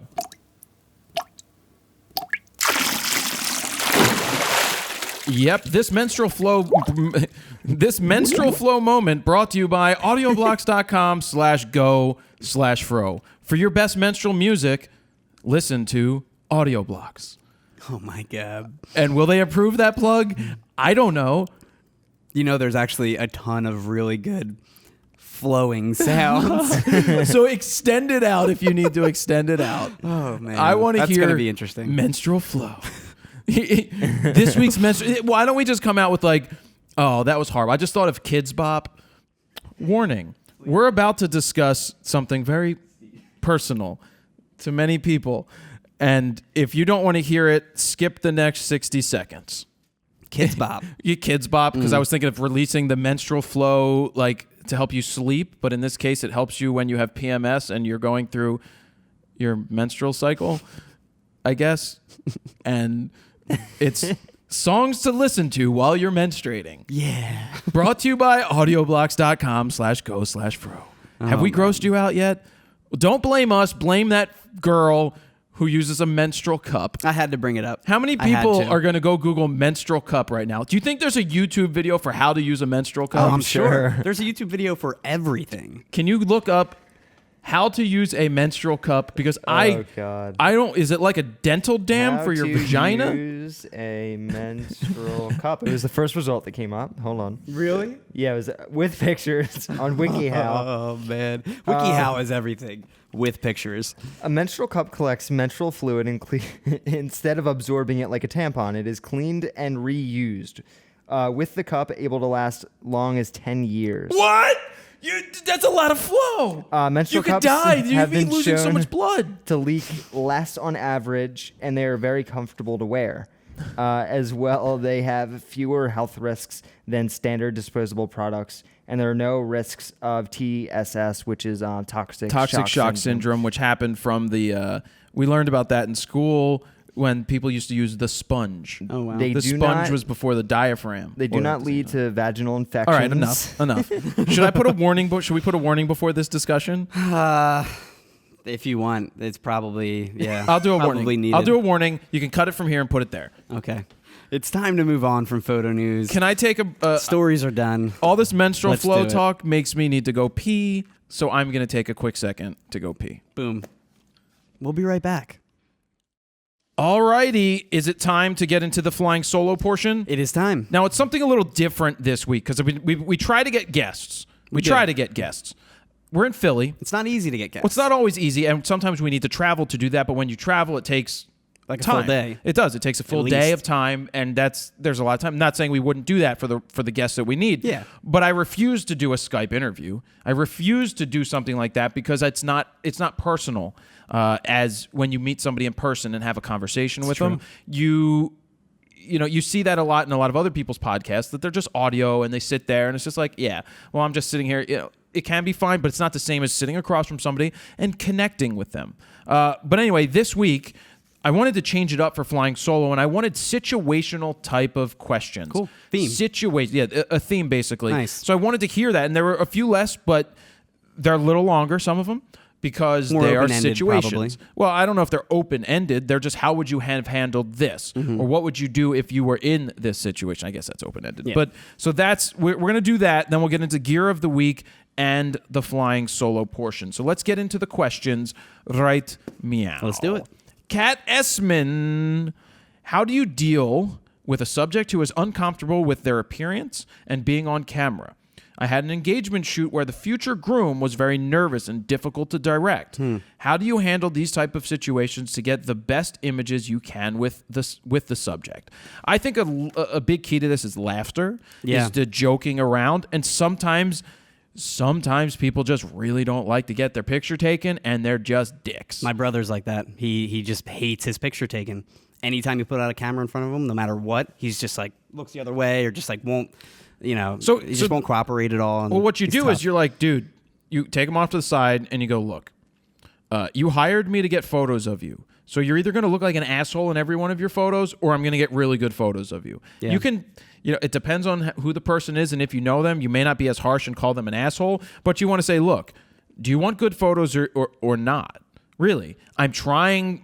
You hired me to get photos. So if you're not going to let me do my job, I might as well just go home and, make your wife happy. Put on a face. Your future wife, your fiance. Yeah. Make her happy, because these photos... These are your wedding photos that will live on forever. They're for her, more so for her if you don't like photos. So why don't you put on a good face right now? Take them off to the side and give them a stern talking to, like you were a little kid going out and making noise in a bar. In a restaurant. Man, the F up. Whoa. Give him a little slap. Just be like, look, this is for your wife. This is for your family. This is for the future. It's for your kids. I think the second you say this is for her, that's when they should snap out of it and be like, okay. Just work with me, please. A normal, decent human being And you also say, look, I think these photos look fantastic. Yeah. And you're going to get laid later. And then maybe he'll laugh. Now, isn't that typically, though, what the engagement shoot is for? This is the engagement shoot. Oh, this is the engagement shoot. I thought this was saying this was for the wedding. Because I was going to say that's usually when you'll get comfortable with the client. That's what it was. But you just get comfortable because, they'll mirror themselves off of you. Like, if you're happy, they're happy. If they're not happy, well, you got to make them happy. I've had a lot of people just shout random words out, too, and make people laugh. Well, make no sense. I do that too. But my mom used to be like, on 3, say cheese. All right? back in the day. I'm not saying that. But We'd be standing there, and my dad would be like, "Cheese," we'd be waiting, and she would take a while to compose and get the shot. And my dad's like, "Say shit." And we're like 5-year-olds, 6-year-olds, 7-year-olds. He's like, "Say shit." What could I tell you? That's my upbringing. there you go. Makes Junior sense. What? At least we weren't doing menstrual flows. Junior Wyatt, how do you balance this is a long one. How do you balance friendships and photography when it comes to doing photo shoots together? Here's the situation. About a month ago, a friend of mine asked me if I wanted to join him on a photo shoot with a couple, so I agreed. Ooh, I like where this is going. Swingers. He mentioned that it was a paid gig for him, but he turned it down because he felt it would be a great opportunity for the both of us. Okay. Ooh, what does that mean? I told him to take the money because he was the hired one and I wanted nothing out of it. We both had some ideas we wanted to try. We walked around with the couple and the shoot went well. As days went on, I posted a few on Facebook/Instagram and got a great response to them along with job opportunities. My friend was not happy because he felt the couple loved my photos much more than his. I never set out to one-up him. I set out to shoot how I shoot and try some new ideas. What would you do in this situation if you were me? How would you handle it? Thanks for everything you do. Man the bleep I was up. just going to say that. I mean, Man seriously, up, dude. the work speaks louder than anything. Yeah. You can't apologize that they like your work more. Apologize. But I can also say on the flip side, there's going to be times where somebody is more apt to like somebody else's work because they like a more traditional style versus more of a photojournalistic style, in my opinion, in my case. Yeah. If I'm more of a photojournalistic style, sometimes people like the portrait style. So, I mean, if they're getting upset that they used your photos more than his, there's really nothing you can say to the guy. It's just like, they liked my photos more. Whatever. It is what I it is. could see him getting upset over like him taking over or something during Right, the... but if he was asked to be there Yeah, if he and was just shooting on the clearly- side yeah. and trying things out, just doing his part. it is what it He is. just He's happened just to- got to understand that why are your photos better in this situation? Maybe they just are. Yeah. Yes, Sutter? I also feel like if the other photographer asked him to come along, maybe wasn't as experienced, so he asked him to come to kind of maybe throw him the help him out, make Maybe sure he he in didn't screw turn up. was the second shooter versus, Junior Wyatt. Come, baby, baby, come. Got to give me lovin' because I got to give me some. You don't remember that song? I remember that song, but what sparked that? Come with me, I guess. Oh. Come with me now. That's what I was thinking of. Oh, come with me now. Congos. Brittany Grace Bartlett. When shooting a wedding, when is the best time to do the posed photos of the bride and groom together? Obviously after the ceremony. No, first off. Well, that's up there to is them, no first of all. obviously after the ceremony. That's a tradition that whatever. But what if they are rushing to get on to the reception and you end up only having like 15 minutes with just the bride and groom after all the family shoots? Sucks. So what this is called time management. Yep. You have to paint the picture of expectations. You have to tell the bride and groom what's going to happen. As a wedding photographer, you run the day because not everybody has a wedding planner that's there conducting. The photographer runs the show because you're like, all right, guys, your limo will be here in an hour and your makeup's not done yet. You better get a move on because you don't want to be late. I don't want to be the reason that anybody's ever late when it comes to a wedding. It can be everybody else, but not me. Yeah. There is no such thing that says, obviously, all the photos are done after. You have to talk to the bride and the groom and say, look, what are your expectations? Do you want to be at your cocktail hour for the full cocktail hour? That's what it comes down to. So you may want to consider shooting the photos beforehand. Why? Because we have more time and you will just see each other beforehand. You can enjoy it. You can take the photos here so that after the ceremony, we get the family shots and we're getting you to most of your cocktail hour, which is what you really want to do to enjoy the day. And if they shoot you down and say, no, it's tradition, we must see each other after, then you say, well, here's what's going to happen. It's possible that I won't be able to get enough shots that you're looking for. You want to get the family shots and you want to get the group shots. So what's either going to happen is you're going to miss a lot of your cocktail hour, if not all of it, because we're taking photos that you want. I have to get the photos that you guys are paying me to get. So you have to set the expectations and make people aware that if they don't give you the time to shoot, you just have to stand up for yourself and say it. You're not giving me enough time. That's not going to work. I have to get these photos that you asked for, and unless you either see each other beforehand or you miss the entire cocktail hour and move through it, you're not going to get the photos you're asking for. You have to set the expectations. I think it comes down to how traditional the bride and groom is. If they want to ruin the first look kind of thing. If they already have a baby, they'll that. Probably do it beforehand. I will say this past weekend I was at a wedding and they did it beforehand. It's a 50. I honestly think it's 50-50. Honestly, I think it's more beforehand because people just want to get it out of the way. The past 3 weddings I've been to have been beforehand. Right. I'm not married. I don't know what I would do. I don't really. I mean, I probably focus on getting the photos done. Yeah, a lot of my siblings did after, I believe. But yeah, it all depends if you want to enjoy that cocktail hour or not.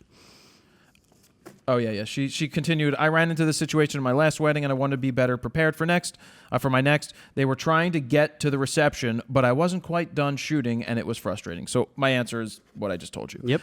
Josh P. Griggs. Okay, I'm a college student, and me and my twin brother. Okay. Well, it says, how he starts it off. It says okay. Okay. Okay, I'm a college student, and my twin brother, me and my twin brother, or my twin brother and I, both took a photography class together. Our photography teacher always says how me and my brother are his 2 best students and are both legally blind. After class, no commas, probably because he couldn't see him. Legally blind, after class, he brought the idea of us doing a show together in the fall semester down in the gallery, and then even went and cleared the idea with the head of the art department. Should we do this? And if so, what should we call the show since we're twins? I think this is serious. Yeah. I mean, yes, you should absolutely take the show. Yeah, I agree. Why would you not take the show? Down in the gallery. What would he call it? Head That of would the be art department. Should we do this? tough Well, one. absolutely. I mean, if they want to feature your work, now, The double exposure. Well, I was going to say 3 blind mice. You just got to pick a third person. Yeah. No, but I don't know. Just call it a photo show. Don't play into the fact that you're blind or legally blind just to get people. I mean, that may be what the teacher's doing. I hope not. I hope the work is good and resonates with people. And you are legally blind, so it's a thing that is part of it. But I wouldn't make that the main draw. Let the work speak for itself, and then what? They're both legally blind, right? Or Well, they just are. one? Well, Yeah, I think you said they're both, I think aren't they're they? both. They're twins. I mean, they got like everything together. I mean, whatever. That's pretty insane. But I would. Well, yeah, I would absolutely do it. I just called it. And a photo show beyond belief, beyond expectations. A photo show. 2 photographers. I mean, it sounds like they weren't surprised that the teacher picked them to do this. So I don't think he picked them solely because they were legally Right. blind. Yeah. No. I mean, if he's I think serious about it, is then their work. take the show. Call it. What if you couldn't see photos? Just something. If you want to play into that, play into it. If you don't want to play into it, don't play into it. The biggest thing to worry about, I think, worry about presenting them first, your photos, versus figuring out a name. Richard Ritter. I put in parentheses here, earmuffs, possibly. Oh. Possibly. So get prepared, just in case. What do you do if you're being paid handsomely by the owner of a company who wants you to photograph their top employee who has limited time and will only be in town for 1 day? That's reasonable, right? Mm-hmm. But shows up to the shoot intoxicated and non-cooperative. Ooh, that's, yeah. Look, the worst. If you're getting paid well to deal with a douchebag, you deal with the douchebag. Slap him There's around. 2 different ways to do it. You could be really kind, but if the guy's not being responsive to anything that you're doing, you put the camera down and you say, earmuffs. Hey, asshole. Snap the fuck out of it. I need to get these photos of you because it's really important to your boss who paid me to get these photos. I don't want to look bad. I don't want you to look like an asshole in the photos. But right now you're looking like an asshole in these photos. So if you don't care, so be it. I don't give a shit because I'm doing what I need to do to try to get the photos of you to make you look good. But right now you look like you're drunk. You look like you're stoned. Go to the bathroom.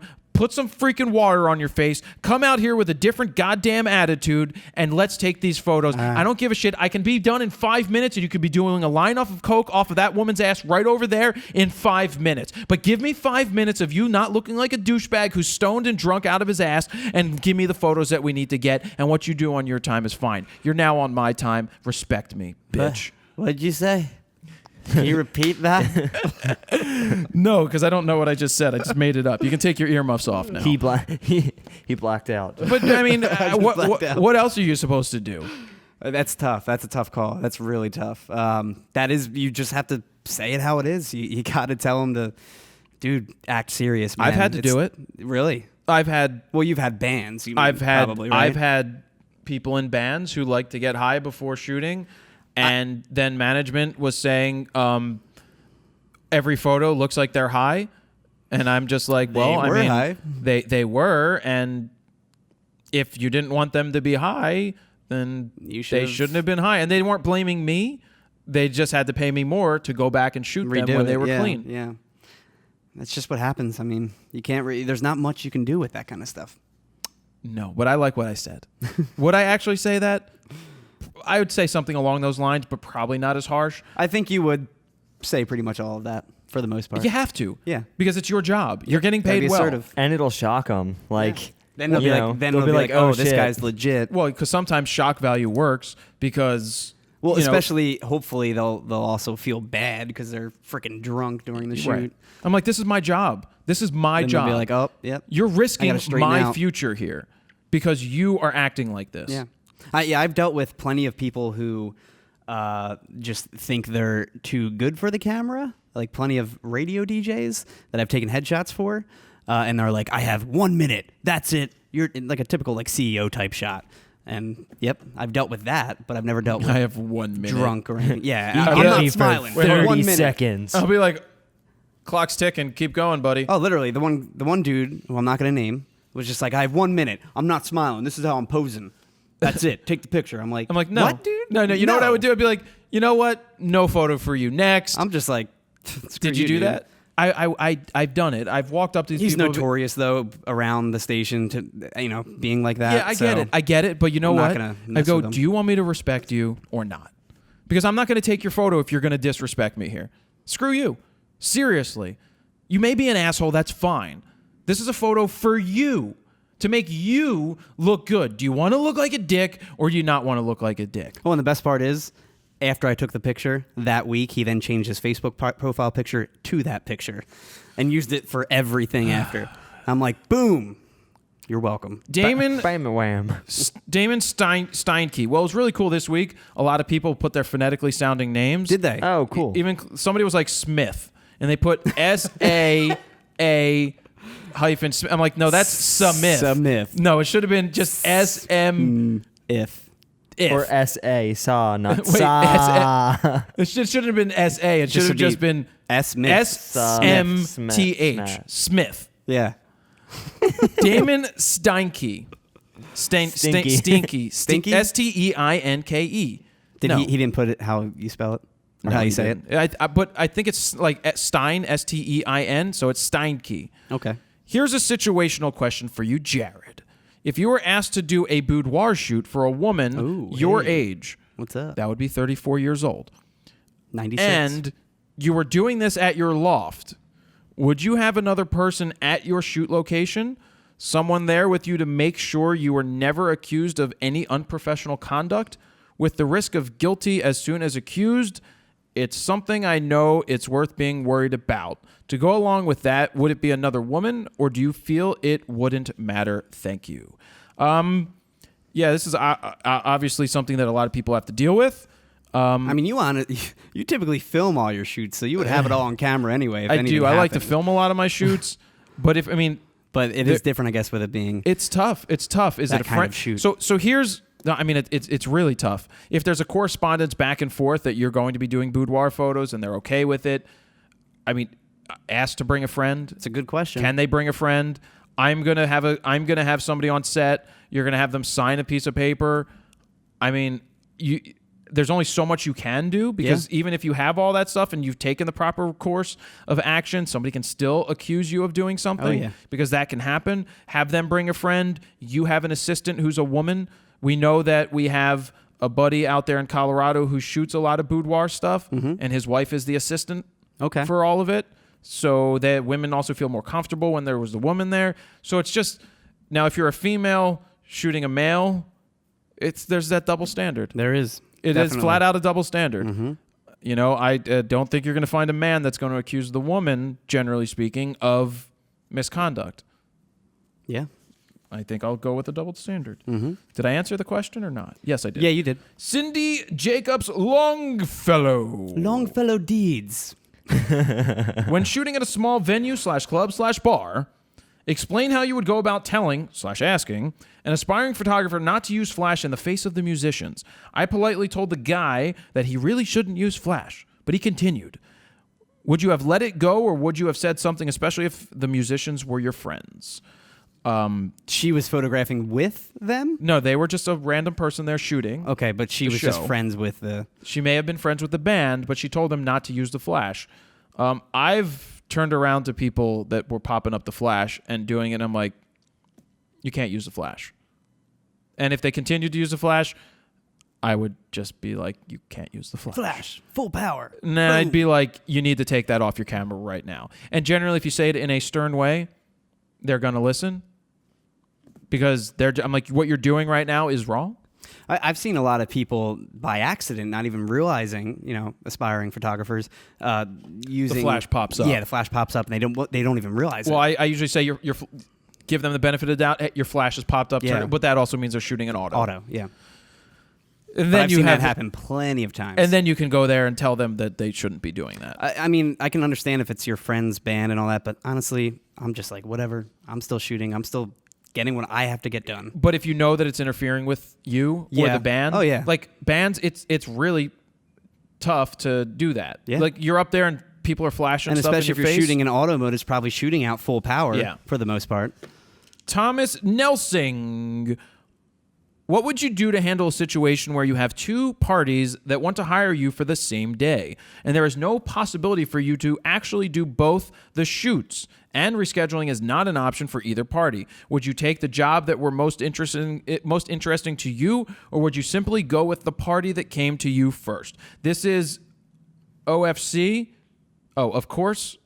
In a scenario where you have not accepted or declined any of the offers yet. Well, you let both of them know. I mean, whoever came to me first, no. Whoever signs the deal first. Yeah. So what you do is you let one of them know. You say, I have two offers for the same day. I can only shoot one of yours. Do you want it or do you want it? Whoever writes the check first is going to hire me. Mm-hmm. But if somebody did come to me first, or there was a job that I would prefer to shoot over the other, I would send them a message and say, I have somebody else who's interested in this day as well. I need to know right now, would you like to work with me? Would you like to hire me or not? Because I have an offer, but because you came to me first, or because I think that your shoot would be a better fit for me, I would like to extend you the option right now to have me shoot your wedding. The other people on the phone, I'm sorry, I have another job that day that I did that for the same time. I can't shoot both. But here are some options for you. I have some friends that are very capable. Here's their work. Would you like me to pass it along to them to make the connection so that they can shoot your job? That's what I've done on several occasions is if I can't do it, recommend a friend or another photographer that I know can do the job and do a good job. Right. I'm like, I would love to shoot it, but I can't. So I can point you in the direction of somebody who is definitely very good, and you will be very happy. And for me, common courtesy, I would also do the same thing and take let the person who asked first, give them the job. Dave House. Well, Haase. Oh yeah. It's Big Dave. Big Dave. How you handle Hey yo. Hey yo you. Hey yous over there. Yous guys with your flappy clown shoes. How you handle an assistant who thinks he is too good to do assistant things. Then he shouldn't be assisting. Like if you hired them to lug the gear so you can do what you have to do, and they get pissy with you. This is where I wrote a note for myself. I said, remember the time when parents would take you outside if you acted up, and you walk over to them Get and that you go, belt out. well, you go, look, are you going to work or you're not going to work? Because if you're going to fucking bitch, earmuffs, if you're going to bitch all day long, I hired you to be an assistant. Your job is to carry the fucking bags. And I would probably get belligerent a little bit with them and curse at them. And just if it continued, I'd be like, look, do you want to do this or do you not want to do it? If you don't want to do it, leave. Because I don't want to listen to your bitching and whining all day while I'm trying to have a good photo shoot. I brought you along to be my assistant. I am paying you to be my assistant. What that consists of as an assistant is doing what I ask you to do. So that means carry the bags and do it with a smile. Yeah. Pack up the bags Anything and do you it with a need smile. to be done. Right. If I need something, They should you're my offer. right-hand person. I rely on you to help me make this job go round. So if that's not if this isn't for you, you have a choice. You can leave now. You leave now, I'm not going to pay you. You can stay all day, I'll pay you. But if you bitch, I'm sending you home, and I'm not hiring you again either way. Or I may hire you again if you turn it around. You just have to, it seems like you just have to tell people like it is. Because I think in this day and age, people are afraid to put people in their place. Because people have been coddled, generally the millennials, have been coddled quite a bit in this generation. I'm not saying you. He pointed at you. I'm saying your people. You people. What do you mean by you Millennials. people? I mean you millennials. millennials. I don't even know if you fit into a millennial. What does mark. that mean? Like whoever grew was up born in the after 2000s. grew up in 2000s or born after? No, I would say 2000? grew up. I was between Generation X and Generation Y, and then Generation Eco came like next, and now it's like millennials. So I guess Because I was equal. born like I don't know. I don't even know. 95, so I'm like You're right a in between. millennial in the in the 20s, and I don't know, maybe you are. I don't know, Google that. You could look it up, but what I'm saying is, I just think that people, like me, when I've acted out, and this may have happened in school, go back to like 4th grade. I never had a male teacher until 4th grade. Wow. And I got to this guy, Mr. Bennett, who didn't put up with any of my shit, but I think I was more apt to listen to the man than the woman for whatever reason. I don't know why, but he put me in my place. And whenever they put you in your place, it kind of makes you think like, you know what, they're right. Maybe I shouldn't be acting like this. Oh, yeah. And then it should turn you around, because if people call you on your shit, it still happens. You call me on shit from time to time, and it pisses me off. It does. But when it's right, it's right. And then I hopefully change. I mean, for that, I would say I could understand if it was a free gig where they're just assisting and helping you out just for the experience. I could kind of understand that way, but you should still do whatever they. But if it's a paid gig, you should do whatever the hell he's asking. And you for. wouldn't be hiring the person multiple times if they were going to bitch and moan. That's how I handle the situation. I'm assuming that's the first time he worked with that person. It's a simple answer. You just take them to the side and you just say, "Look, Take out the belt. You want it? You Big don't wooden want spoon. My mom I never was a did spoon either. My person. my next door neighbor always got the spoon. Yeah, Yeah, my mom. And for those who was don't know a what the spoon is, what, they hit you on the thigh with it? on the ass, I think. Oh, my mom. my mom would bare just ass. my mom would just smack flail, my ass. flail that spoon, Dude, hit they your broke arm. so many and- wooden spoons in that household. Every week there'd be like just a whole trash bag full of wooden spoons. Seriously? Yeah, How many? it was What, pretty bad. you sure they were using them to break them on the kids? That's what he would tell me. Maybe he was just full of shit. No, I don't. Do you know I what don't we did believe one that, 'cause day? I've witnessed it a couple of times. You know what my brother and I did one day after we were being really bad and were sent to our room? What? And we had to keep the lights off. My mom Really? would reach into the... I feel like that's more fun. We would turn the lights on, and then, well, he was in his room, I was in my room. The door would open, she'd turn the lights off. We're going back to like being 6 and 7 year old and fighting with each other. And he was probably 8, you know, and How much older is he than you? he's 1, 2 2.5 years. Okay.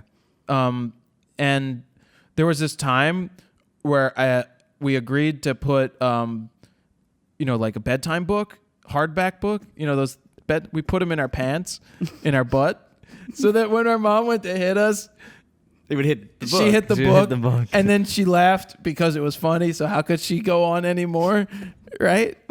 When's the last? I don't think kids get slapped anymore. I'm sure they still do. I bet they still do. It's just not out A pocket It's not in the open. It's not because talked about. My mom definitely smacked me around when I was younger. I've gotten smacked a couple of times, but I clearly deserved it. Oh, Looking definitely. back in hindsight, yeah, for sure. Lil used to say, "You're gonna get a pock in your tookie." Or no, it was always bad when you know dad's coming. When dad comes around that corner, you're like, oh crap, I'm in trouble. I gotta run. Roberto Blake. Hi, Jared. This one is a business question. How do you address overextending in a creative business? Specifically, how do you balance doing the work, marketing your brand, and developing a new product? As you know, unless you have a product with strong sales and margins, it becomes difficult to justify bringing on someone full time. When you decided to build your team, I realized it was a process. Eckert was not full-time, for example. Yeah. How did you initiate growing your team one individual at a time, and what were the biggest challenges? I already forgot all of it. Hi, Jared. This one is a business question. How do you address overextending? Am I overextended right now? I don't think so. I mean, I put pressure on myself to do stuff. You do all the time. Too much. Yeah, I do. I put a lot of pressure to do this. And I think you're right. It is too much because a lot of it is... I just think you don't know when to relax, when it's like your free time, I feel like. At least what I witness. Well, I mean, I can't stop. Like, the thing is, I've been going for almost 5 years following the same model that I followed. Oh, I get it. Which has been putting up videos totally every single day. Yeah. And there always have been the people who have said, well, put up less and it will do better. And and you're always... Every I'm other always week, fighting. flip-flopping, yeah. Well, I'm fighting like, well, this isn't working on Facebook right now, but this is working on Facebook. Well, how do I do this? And I need to do this, and I need to do this, and I need to make that, and I have to do that. Well, if I don't do that, then how are we going to be successful? And, well, the sales of this have not been as good as they were last week, and what's going on? Am I doing something wrong? What am I doing wrong? Am I not doing enough stuff, And it's... I don't know how you balance. Battle, I don't know how you balance that stuff. I don't know how you balance that stuff. Yeah. I mean, I balanced it, sort of, some way. It doesn't affect. I still work. I work my ass off. Well, I think the big factor too for you is that you work in your place. So there's really never you can't just turn it off. I feel like I don't want to. Turn it's it not off. you're going home for the day and you turn it off. Well, that's when you're a business owner. That's the case. No, I get you never it, yeah. turn it off. But is that good? Probably not. Yeah. But I also know, and I come back to this all the time, is that I don't want to go back to the alternative 6 years ago, where you're sitting there doing nothing, and you have nothing. What was the question again? When you decided to build your team, I realized it was a process. Eckert was on phone. Blah, blah, blah. How did you initiate growing your team one individual at a time? Well, I mean, we don't really have much of a team. News team. It's just one. Assemble. I just work, found with people that were good at what they do, because it's very hard for me to find people that are quality. But when you do, you want to work with them. And when they're capable of making your job easier is when you work with them. It's just a matter of finding the right fit. And when you find the right fit, you use it, you utilize it. Yeah. I guess that's an answer. I don't know. Yeah. Not much more to say with that. Alicia Renee Zimmerman Geist. Geist. It's a lot of names. A bride came back. That's My it. boyfriend's back and he's gonna be... Hey, hi. Yeah, but what's the other word? My boyfriend's back. Oh, I don't know. My boyfriend's back and he's gonna be angry. Is he gonna be angry? Would you sleep with the other boyfriend? Would you sleep with the other guy? Of course he's gonna be angry. Is that the lyric? Sutter's looking it up right now. I was actually taking notes. Oh, I'll just look it kidding. up. He's not looking it up. Alicia Renee Zimmerman Geist, a bride came back and kind of trashed your work. Do you mean my work or do you mean your work? Probably I'm sure her she work. means your work.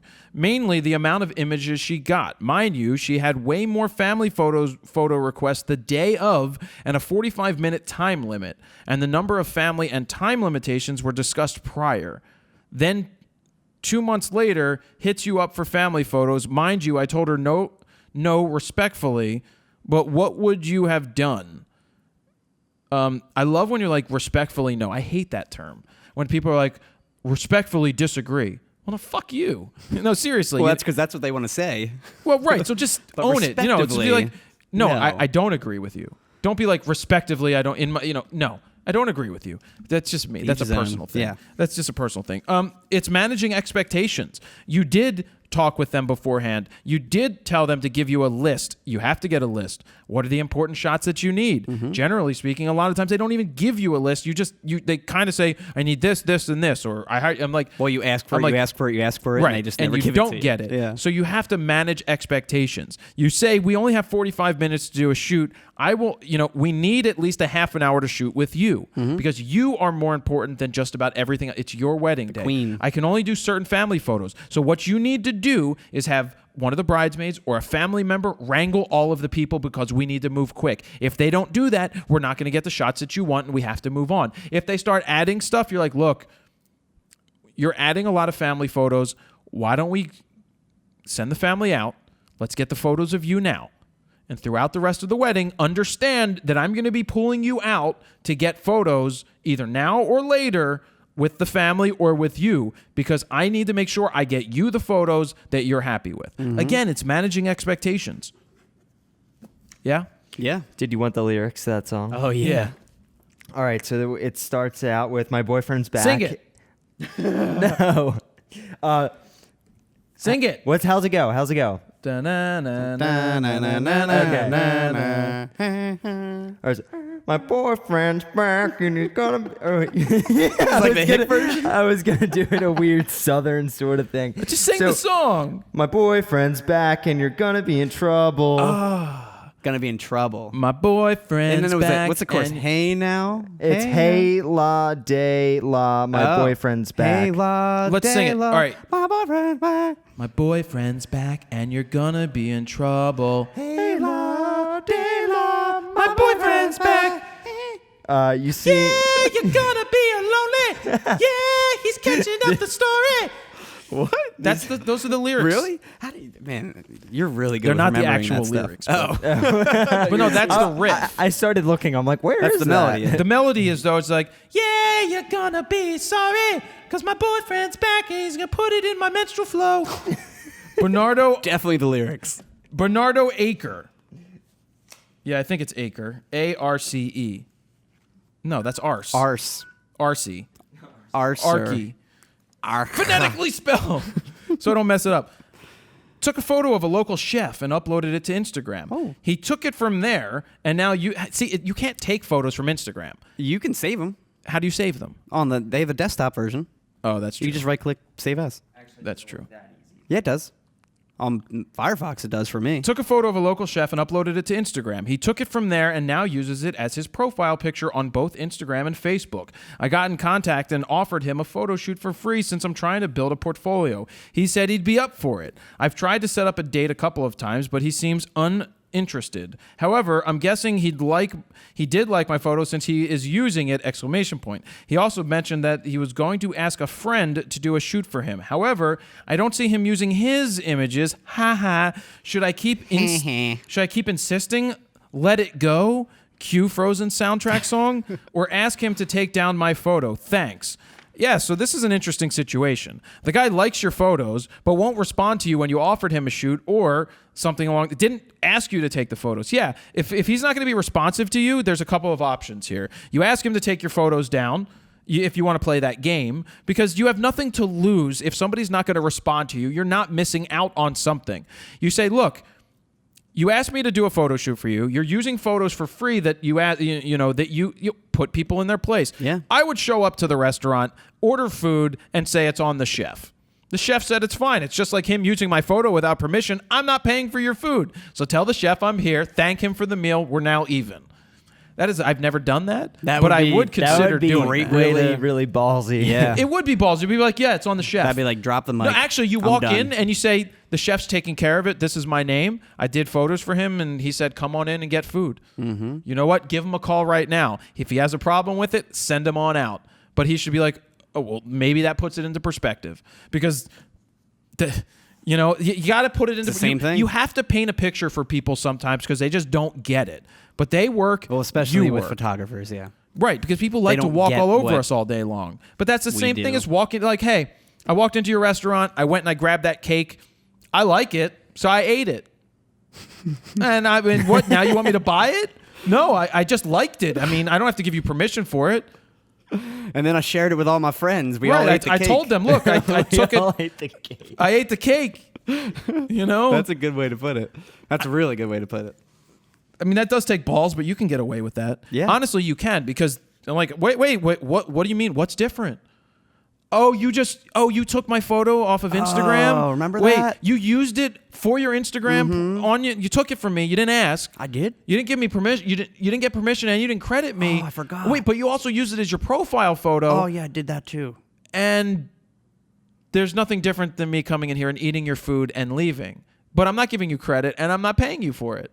That's fair, right? Oh, right, yeah, thanks. And that's if you want to never talk to that guy again. And then you take his spoon and you whack him. Robert, take his wooden spoon. Robert Scott Gravely. Over the weekend, I saw a photographer, quote unquote, who was getting paid to shoot a party, video/photo, who obviously did not understand basic things, doing stuff like shooting in portrait mode. Textbook case of why you don't use auto modes, using an entry-level body with an 18-55 kit lens, and using on-camera flash while outside during the day. Is there anything you would do without sounding like an ass? Would you say anything to the photographer or the ones paying for the photos? Absolutely not. You don't know what the guy's capturing. You don't know, maybe he's getting the greatest things in the world, or maybe he's getting the worst things in the world, but it's not your place to interfere and say, you suck as a photographer and you shouldn't have hired this guy. They hired the guy. It's not your place. It's hard because, I mean, we've all seen it, but how do you know that the guy's not getting great results in program mode and an 18-55 kit lens? Yeah. You just don't. And sometimes you kind of do, because you can be like, well, there's no way in hell they're getting the right shots. And I do that at weddings. I mean, there's plenty of that gut feeling, yeah, but still. It's not your place. Like, Yeah. when I'm at a wedding and I watch a photographer, I sit there and I'm like, the bride is whispering in the groom's ear, and the photographer is either chimping or turned around talking or having a cigarette. I'm like, they're not shooting the right thing. But I'm not going to walk up to them and be like, yeah, your photographer's not really doing a good job. Though they did ask me after the wedding, after I saw the wedding album, what I thought. I bet you told them exactly what you thought. I told Gizzy exactly what I thought. And he agreed with me. Yeah. I was very disappointed. I was highly disappointed. The worst. But he asked. I'm like, Gizzy, come on. You can't ask me that question. I mean, you can't ask me, because anybody that asks me a question, I'm going to answer. The worst was when I worked at the camera store and people would bring in their portfolios that they printed out at home, and I would look at this work. They would ask you guys? Well, they bring it in. They'd be like, yeah, see what I shot with this lens I bought here? Oh, okay, gotcha. You know, and then, you know, the people that worked would be like, yeah, it's great. You know, and then I'd look at it and I'd be like, it's cropped, right? Nice. I can't fake it. It's just like, it's a bird picture that I see every single square pixel, because it was Canon, you know, and how it's not round at the time, older. And I'm just looking, I'm like, this is garbage.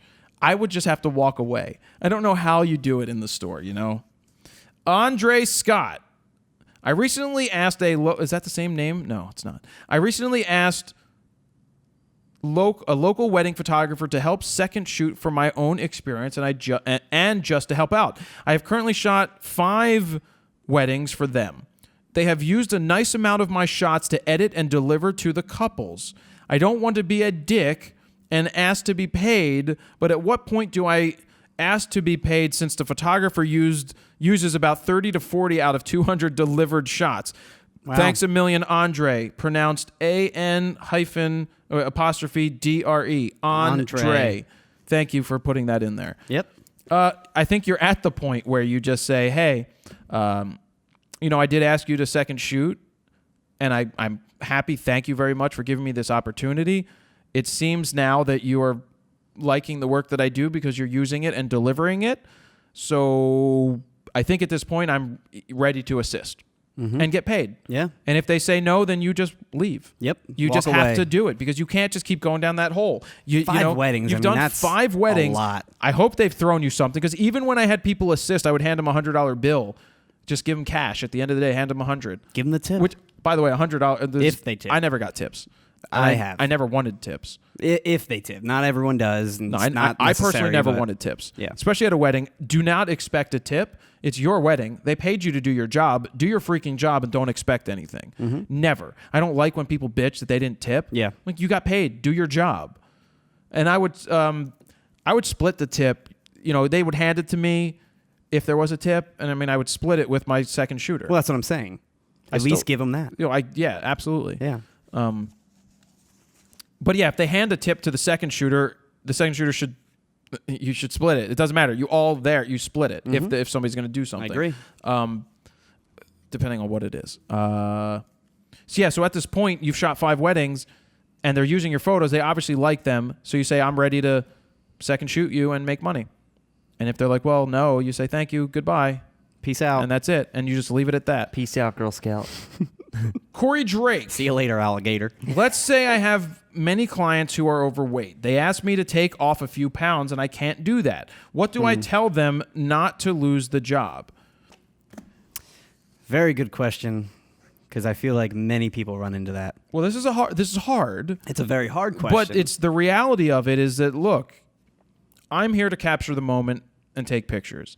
I don't, the simple answer is, one of the simple answers is why I don't do that. I don't touch up in Photoshop.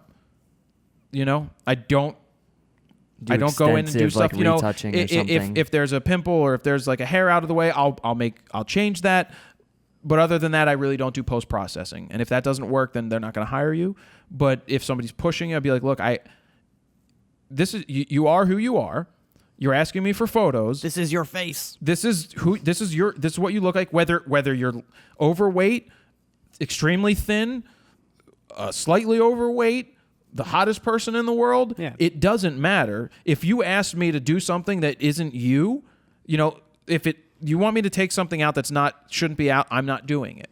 Because this is your face, that's your nose, that's how you look. I don't care whether you're overweight or not overweight. It's the same thing. So you just have to say, look, I'm going to shoot you and you look great. Yeah. I'm not going to take 40. I don't even know how you do that.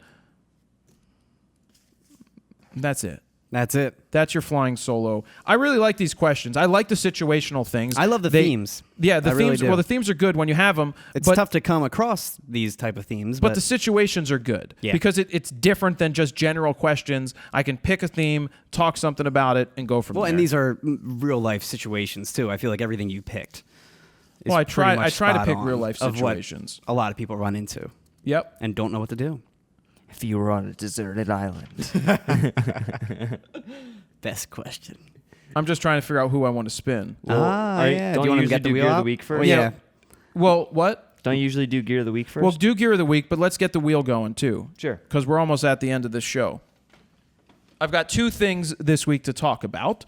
The first thing here, this is the MyOps. You finally got it. I got it like a couple months ago from Did you? Kickstarter. Yeah, I backed it, and I haven't used it yet. Oh, but okay. MyOps wants me to give one away, so I'm going to be doing a giveaway shortly where I'm giving away one of these things, and it's going to be a Facebook type thing. You're going to go onto Facebook, you're going to follow what I ask you to do, and then I'm sending one of these MyOpses to somebody. So you want to check out MyOps, go to their website.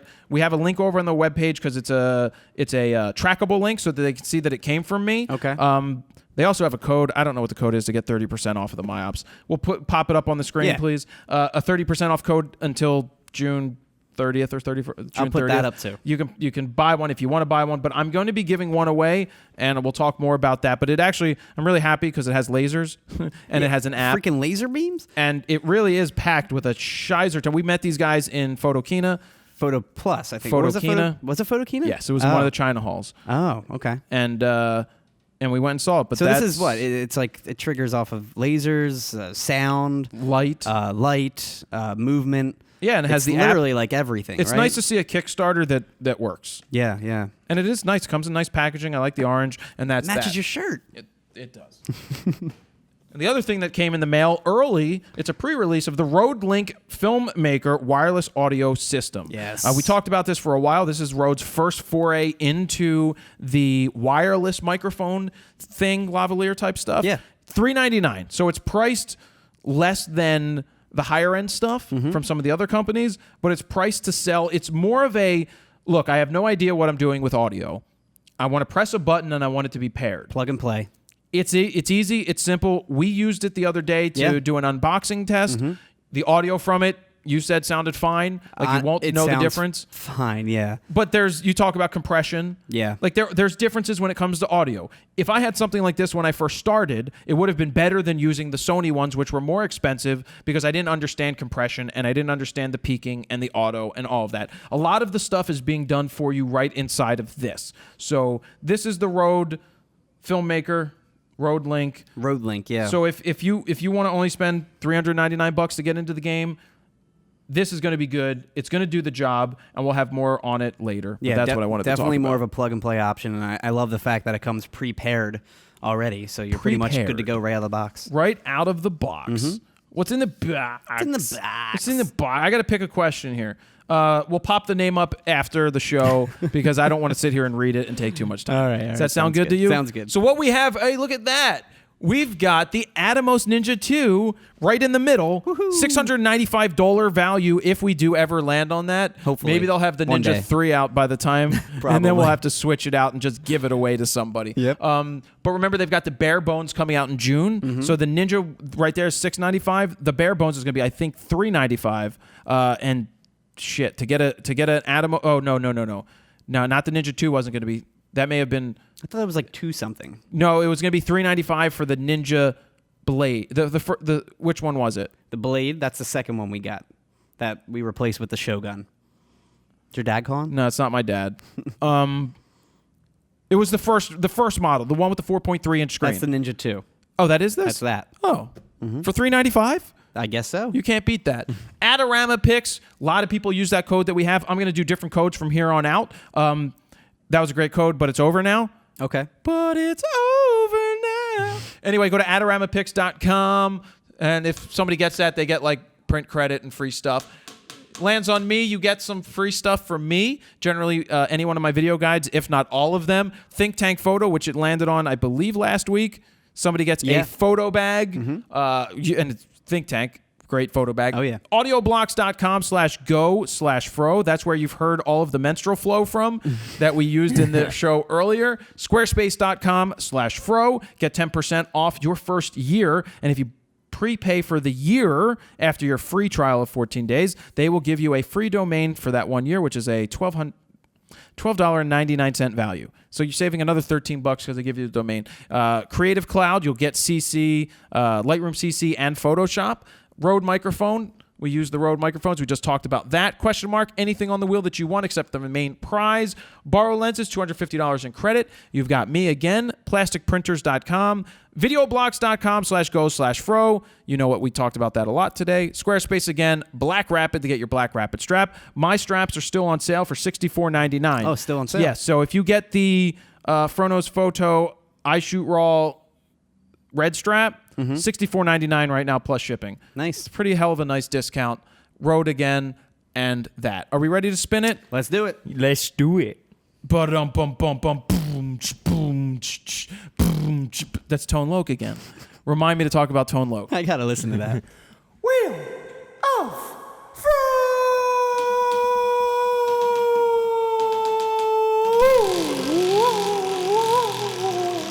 I used my left hand to spin it hard. Around and round it goes. Where it stops, nobody knows. The Wheel of Fro is going to stop on. Uh-oh. Uh-oh.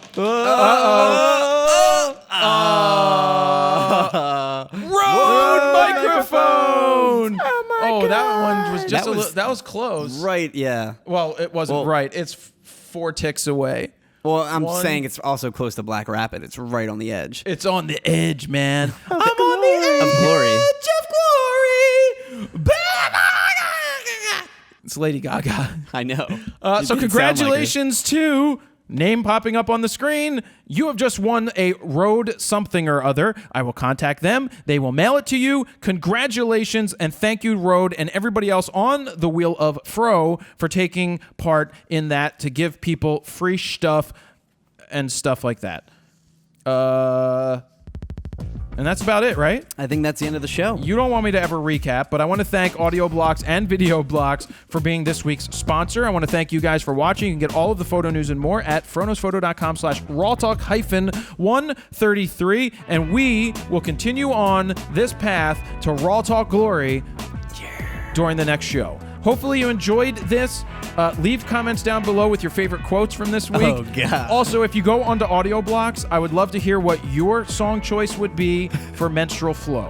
So go onto audioblocks.com and share us the file name so we can find it, so we can hear what you guys would have used for And that. They should be able to search that up without an account too, right? You can search it without an account. So you can do that. If you listen this long, maybe I'll give somebody a free account just for finding the right That's good. menstrual flow music. So let's leave it at that. Sutter? Yeah. Yeah, stay classy, Sutter. Yeah. Way to sing lyrics. And I'll talk to you after the show. All right. Because that's what I always do. He's in trouble. And that's it. Jared Polin. Oh, thank you guys very much for You're watching. welcome. Jared Polin, FronosPhoto.com. See ya.